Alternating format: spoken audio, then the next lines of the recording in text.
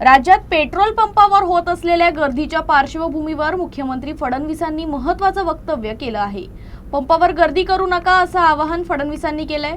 1 महिना पुरेल इतका साठा उपलब्ध असल्याचं फडणवीसांनी सांगितलं। तसंच नरहरी झिवाळांच्या कथित आक्षेपार्ह व्हिडिओवरही प्रतिक्रिया त्यांनी दिली आहे की विनाकारण अफवेच्या आधारावर ग्राहकांनी पेट्रोल पंपावर रांगा लावू नये।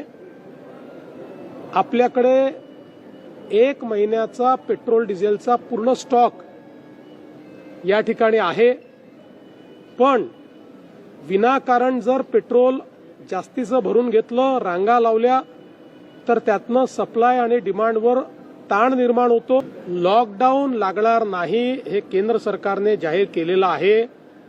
जे लोक अशा अफवा पसरवत आहेत त्या सगळ्या लोकांवर फौजदारी कारवाई केली जाईल।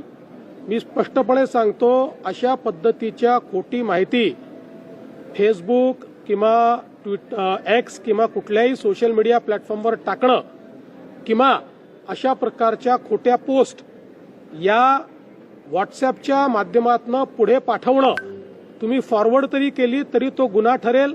आता जी घटना आहे, जे काही व्हिडिओ समोर आले ते गंभीर आहेत, त्यामुळे त्याची सत्यता पडताळणं हे अत्यंत गरजेचं आहे आणि ते जर सत्य असतील तर त्याच्यावर योग्य ती कारवाई होईलच। पहिल्यांदा तर त्यांच्यासोबत कोणाचे फोटो येतात, कोणाचे व्हिडिओज येतात, याच्यावरनं आपल्याला या सगळ्या गोष्टी डिटर्मिन करता येणार नाही।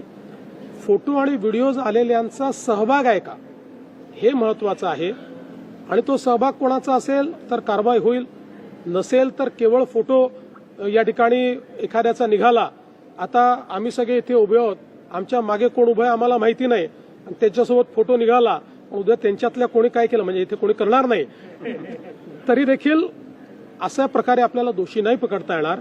पण एक गोष्ट निश्चितपणे मी सांगतो की या प्रकरणामध्ये कोणालाच सोडण्याचं कारण नाहीये। अतिशय डीप आम्ही जातो।